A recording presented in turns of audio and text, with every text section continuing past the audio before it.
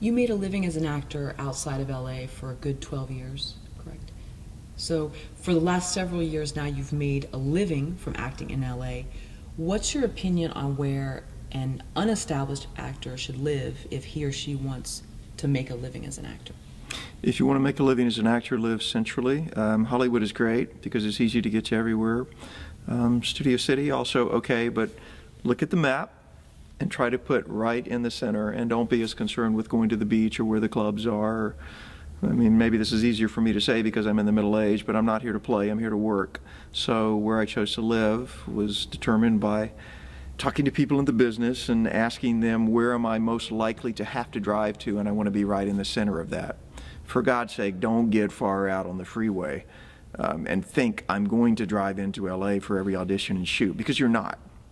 You're going to get a call back that says, hey, can you be here in 2 hours? And you look at traffic and you're like, no, I can't. So you have to plan for that. It's a full-time job. Every single day it's a full-time job.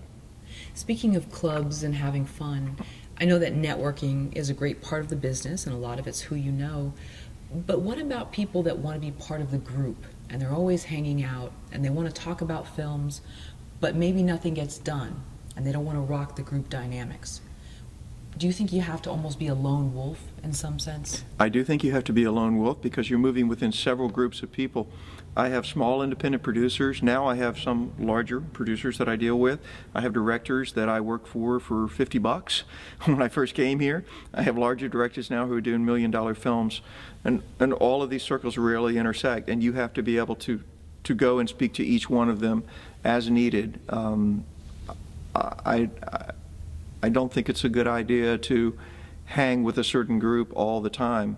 You do have to be social, you do have to be able to network, but I do believe that being a lone wolf is an advantage to an actor because you are like a wolf, right? I mean, you're always on the prowl, you're always on the hunt, you're always looking for the relationship that will help you. And I know that sounds cynical, but that's the business, and that's any business. You spend your time on the relationships that are likely to benefit you and that person. It's symbiotic.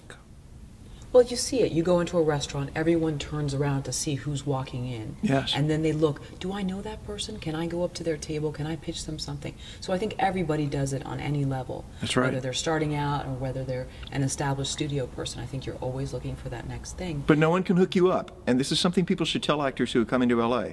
Because I've now just started to reach the level where I will have a younger actor occasionally say, hey, you know, could you hook me up with so-and-so? No.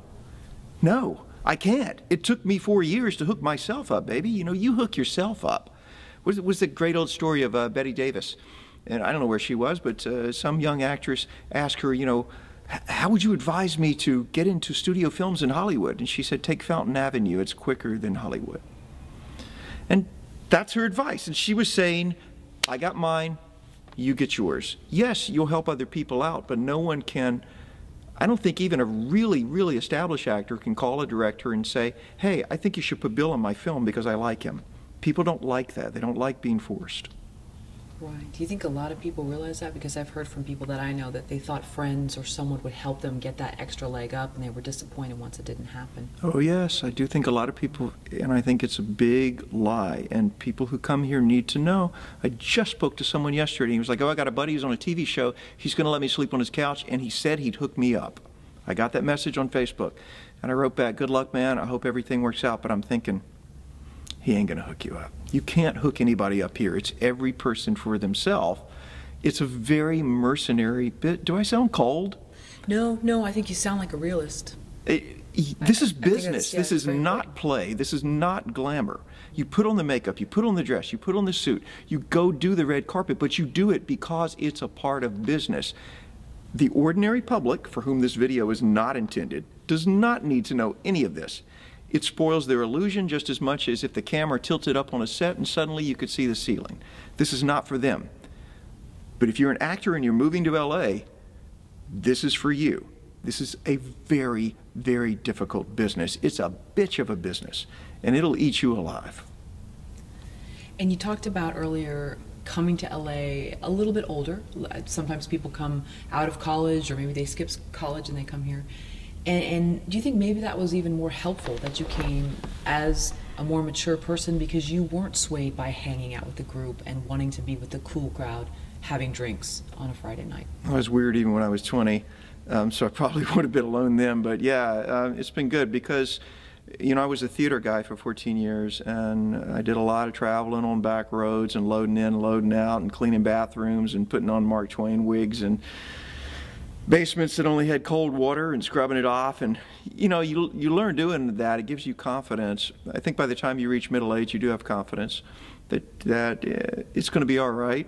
You know, that you can do pretty much anything or try anything. The bad side of coming in middle age, of course, is that it's a very youth-based culture, and you have to find a niche, which is why I've, you know, been lucky to have this face and be able to be the scary guy, the disturbing guy, the weird guy, because otherwise I'd just be a middle-aged actor with bad skin, and I'd have been back east in 6 months if I wasn't frightening.